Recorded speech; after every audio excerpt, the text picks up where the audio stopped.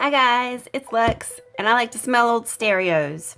Today what we're going to do is we're going to review 3 different sketchbooks because I've been in search of the perfect tiny sketchbook to put into my purse to take with me where I go and be able to not only sketch in it but also paint or do markers in it if I want to.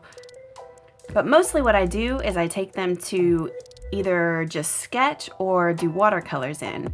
So that's what I'm mostly looking for here, but we're also going to test them out with a couple of markers too to see if I'd be able to use them with markers.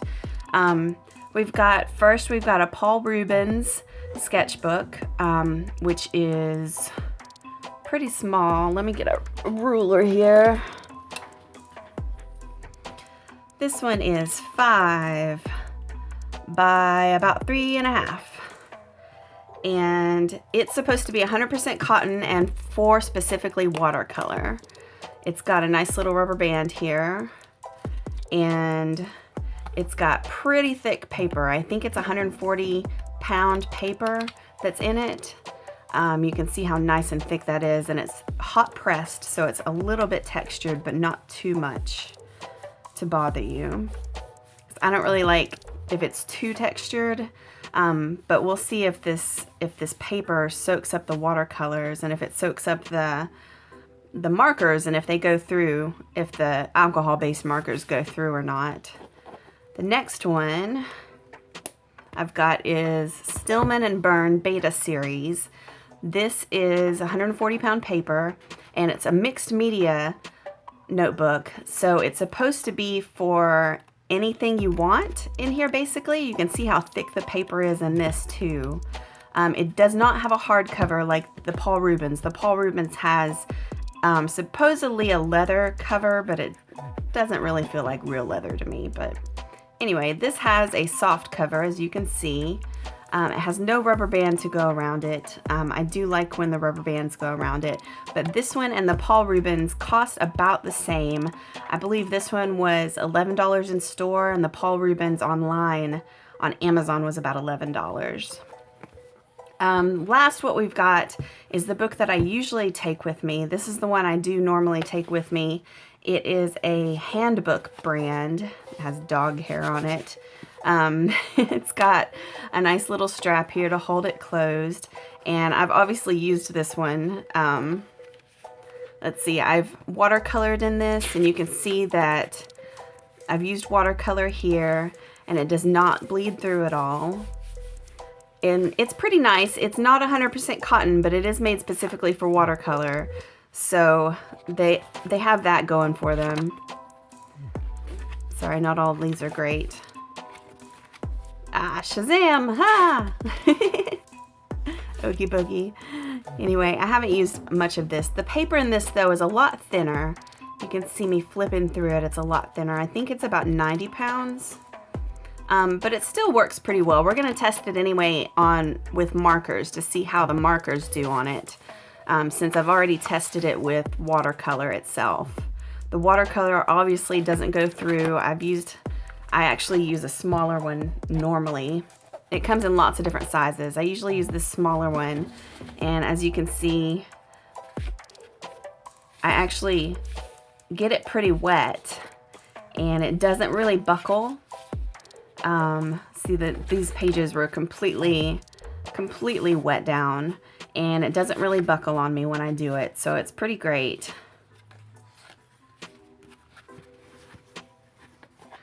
And these come in lots of different sizes. Like I said, they come in bigger sizes. I believe this is about the smallest size that it comes in, and I don't think it comes in this shape. I think the smallest one comes in this longer shape, and it doesn't come in this tall shape. So what we're gonna do, let's see, I will put this aside. Actually, we'll use this one and this one, so they're all about the same size. And while I have used this one just a little bit, the Paul Rubens, all I did was I drew a little sketch in it, and I inked it with a brush pen. I drew my emo horse. One thing that I didn't like about this book, using it for the first time, is that Okay, it has this first page here, but then your first actual watercolor paper is kind of stuck here to it. Can you see where it's stuck to that first page? They do have perforation on them, and I love that about them. You can pull out anything that you want and put it in a tiny little frame, or you can give it to somebody or sell it or whatever you want to do with it. So let's just go ahead and try it.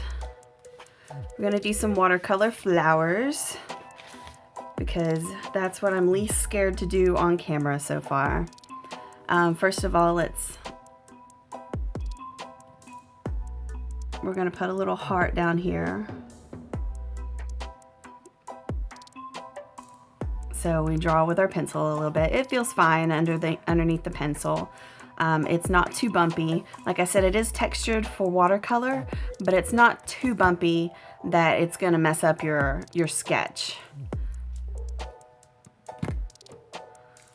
So let's see. Let's do a couple of flowers on here. Hush phone.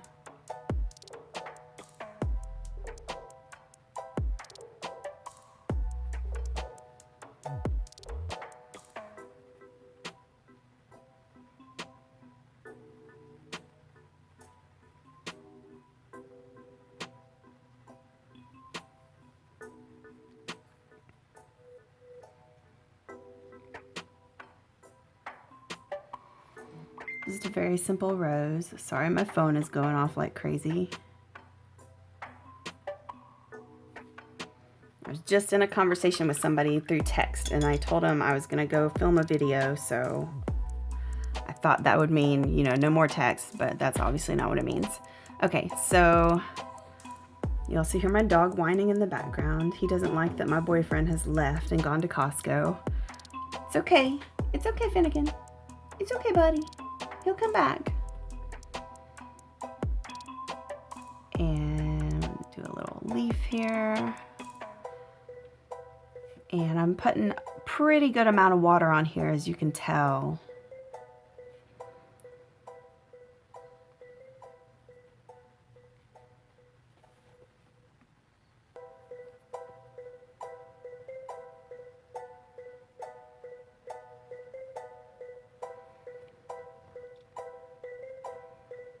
Okay. So now what I'm going to do, we got to let that dry. So I'm going to take some markers and I'm going to fill in this heart. These are Blick Studio markers. They are just the same things as Copic markers. They're exactly the same and they work the same, and I've even heard that they are just as good as Copic markers. I do have a couple of Copic markers, but I really prefer these.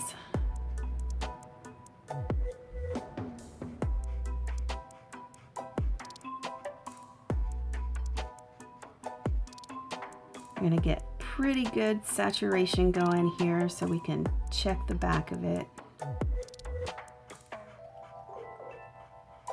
Go over it a couple of times. So smooth and pretty.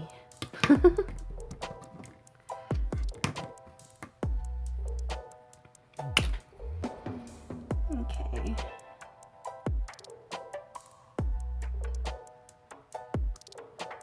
It's not bleeding really on the paper, which is great. I was worried that it would bleed a little bit, and it is not. Bleed, I don't know if that's the right word, where it kind of like, when you're putting it down, it kind of spreads out from the tip. That's what I don't want, and I don't see that happening here at all. So let me put another coat of this down, even though it doesn't need it.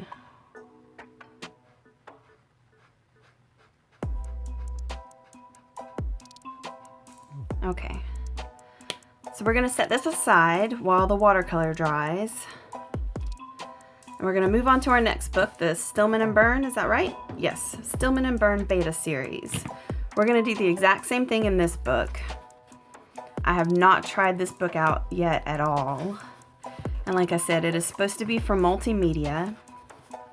Let's see, when it opens up nice and flat. I do like that, even though I don't like that it's got I like a hard cover instead of a floppy soft cover. So let's see, if you open to the middle,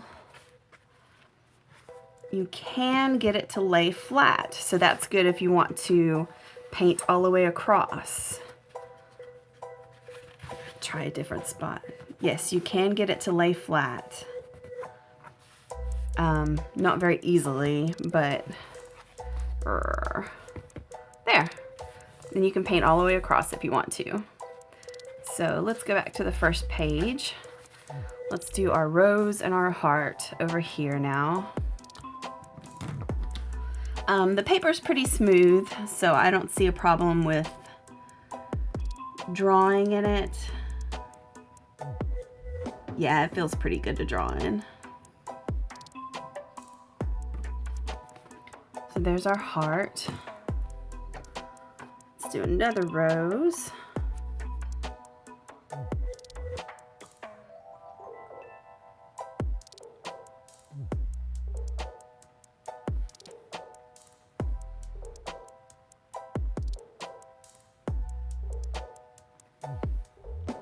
I picked pink this time. Oops, I didn't do that one very well. It's okay. You get a lot of color, a lot of water.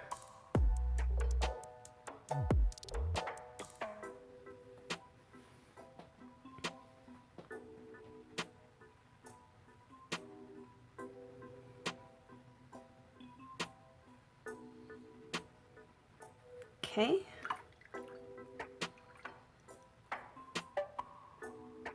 Do a couple of leaves. Got lots of water on there.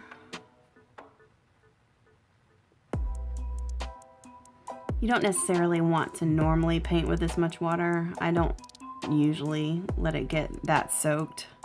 Like this one I would soak up a little bit. Let me get a little bit of that soaked up. We don't want it to take a year to dry. Okay, so there's our little rose.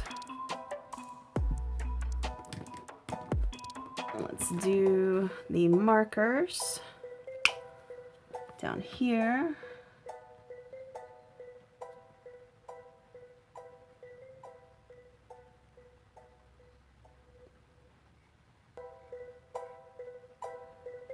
Let's see, it doesn't really spread on this paper either, so that's good.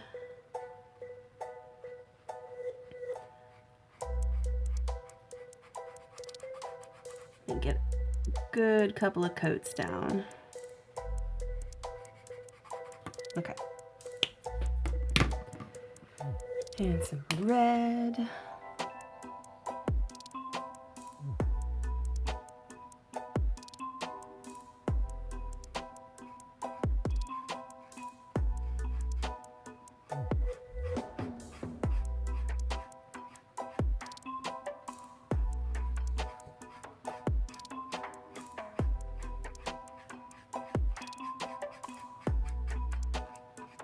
Okay.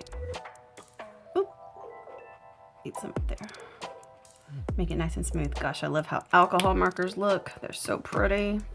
Okay, we're gonna set this one aside now, and I'm gonna do the exact same thing in this book, even though I have obviously painted in it before. I want to do the same thing so we can judge, you know, for each one. I might need to paint a little bit more on some of these. Let's put down our rose.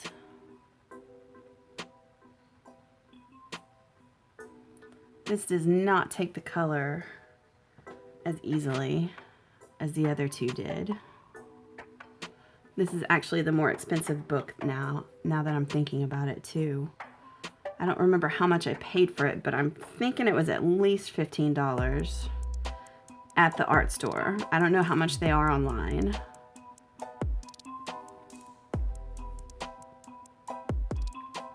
But like I said, I have done watercolors in this book for quite a few months now, and they've always been fine. So I don't expect anything less from it now.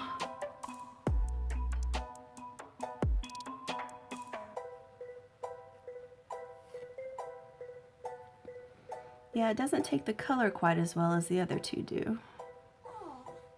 I know, Finn. That was a very well-timed whine.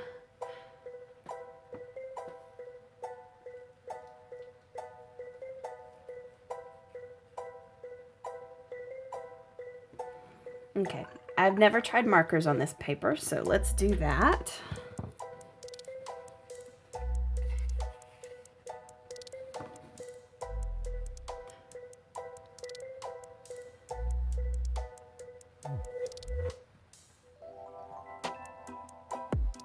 Oh, something else about the blue book, the Stillman Birn. It does not have one of these nice little bookmarks in it. I do really like those.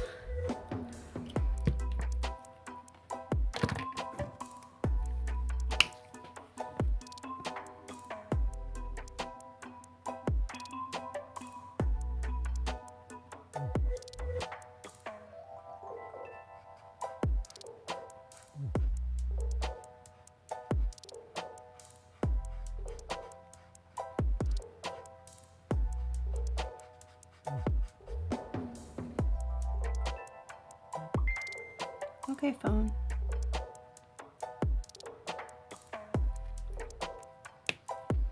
Sorry, next time I'll turn my phone off.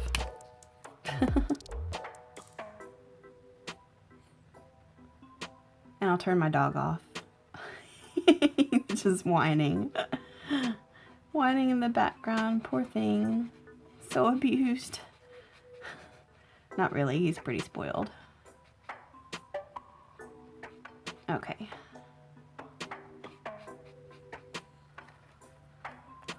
All right, let's see. Let's go back to the first one. Okay, it's not quite dry yet. So what I'm gonna do is I'm gonna come back when they're dry and we will decide which book that we like the best.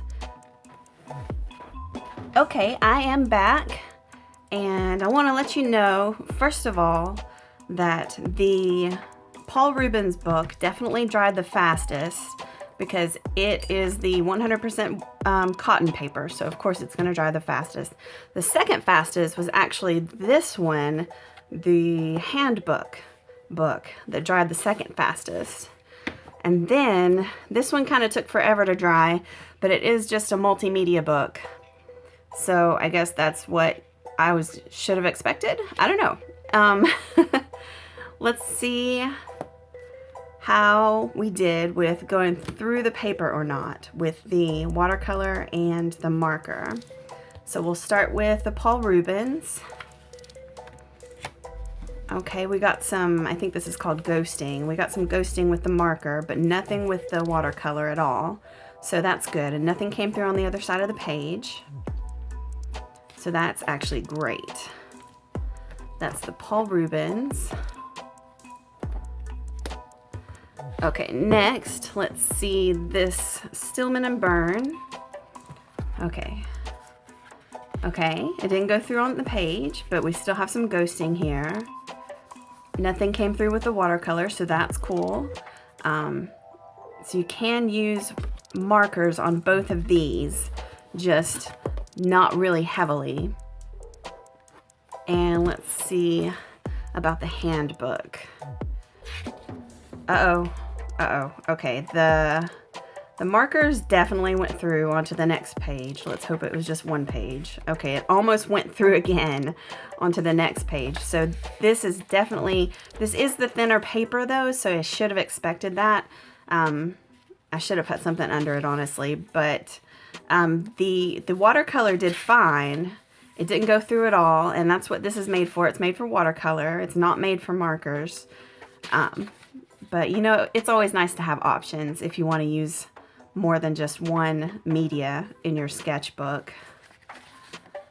So we will close this one. This one is definitely not the winner today, even though I do like the size of it, and I do like that it has the strap on it. I think, honestly, our clear winner is going to be the Paul Rubens book because it does have this nice strap on it to hold it closed.